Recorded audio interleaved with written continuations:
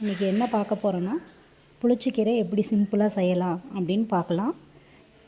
இப்போ நான் செய்கிற மெத்தேடு வந்துட்டு யார் வேணாலும் செய்யலாம். சிம்பிளாக வீட்டில் இருக்க பொருளை வச்சு நம்ம சிம்பிளாக செஞ்சுக்கலாம். பண்ணலாங்களா? இப்போ ஒரு கட்டு அளவுக்கு புளிச்சக்கீரை நான் க்ளீன் பண்ணி வச்சுருக்கேன். இதை நல்லா தண்ணியை ஊற்றி க்ளீன் பண்ணி எடுத்து வச்சுக்கலாம். அதுக்கப்புறமா இதை அடுப்பில் வச்சு வேக வச்சு வச்சிடலாம். ஒரு பாத்திரத்தில் தண்ணி ஒரு அரை சொம்பு அளவுக்கு தண்ணியை ஊற்றி வேக வச்சு வச்சிடலாம். இது வெந்துகிட்டு இருக்கட்டும். நம்ம இதுக்கான பொருள் என்னென்ன போடலாங்கிறத பார்த்துடலாம். நான் இது சமைக்கிறதுக்காக 2 பெரிய வெங்காயம் எடுத்து வச்சுருக்கேன், கட் பண்ணி வச்சுருக்கேன்.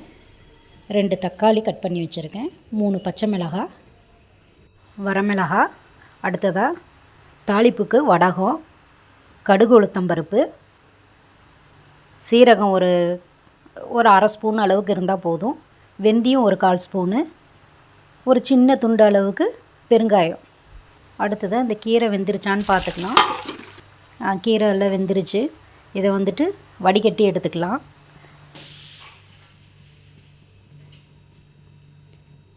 அதுக்கப்புறமா அதே பாத்திரத்தை வச்சு சட்டி காயிட்டோம். சட்டி காய்ஞ்ச உடனே 2 ஸ்பூன் அளவுக்கு கல்லெண்ணெய், அடுத்து நம்ம எடுத்து வச்சுருக்க கடுகு, வடகம் இதெல்லாம் இருக்குது இல்லைங்களா, இது எல்லாத்தையுமே இதிலே போட்டுடலாம். இது பொரிஞ்சதுக்கப்புறமா பச்சை மிளகாய், வரமிளகாய் இதை எடுத்து எண்ணெயிலேயே போட்டுடலாம்.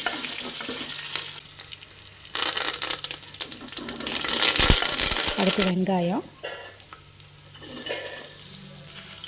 இது நல்லா வதங்கட்டும். அடுத்து தக்காளி, இது நல்லா வதங்கிறதுக்காக உப்பு கொஞ்சம் எடுத்து போட்டால் கொஞ்சம் சீக்கிரம் வதங்கிடும். உப்பு கொஞ்சம் போட்டுக்கலாம்.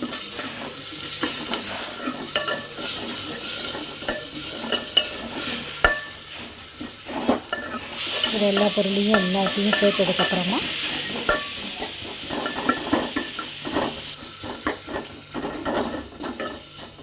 இந்த எல்லா பொருளையும் சேர்த்ததுக்கப்புறமா நல்லா வதக்கிக்கலாம். இது நல்லா வதங்கினதுக்கப்புறமா எடுத்து வச்சு புளிச்சக்கீரையை இதிலேயே சேர்த்துக்கலாம். இதையும் போட்டு அதிலேயே கொஞ்சம் நல்லா வதக்கிட்டு ஒரு சின்ன துண்டு புளி இதிலே சேர்த்துக்கலாம்.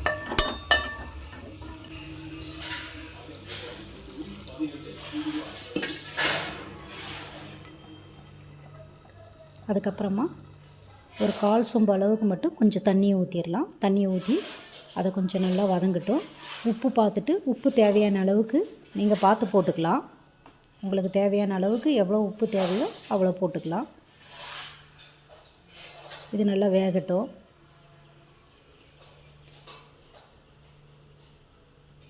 பாருங்கள், நல்லா கொதித்து நல்லா வெந்து வந்துருச்சு. இதை நல்லா ஒரு மத்து போட்டு கடைஞ்சிக்கலாம். நல்லா கடைஞ்சிட்டு இதில் கொஞ்சோண்டு ஒரு ஸ்பூன் அளவுக்கு மேலே தேங்காய் எண்ணெய் இல்லைன்னா கல்லெண்ணெய், இதை ஏதாவது ஒரு ஸ்பூன் விட்டிங்கன்னா நல்லா வாசனையோடு நல்லா அருமையாக இருக்கும். சிம்பிளாக செய்கிறதுக்கானது இது தான். இது நீங்கள் கொத்தமல்லி தழை இருந்தாலும் இதில் சேர்த்துக்கலாம். என்கிட்ட கொத்தமல்லி தழை இல்லை, அதனால் இருக்கிற பொருள் வச்சு தான் நான் செஞ்சுருக்கேன். நான் சொன்ன அளவுகள்லேயே செய்யுங்க, நல்லா டேஸ்ட்டாக வரும்.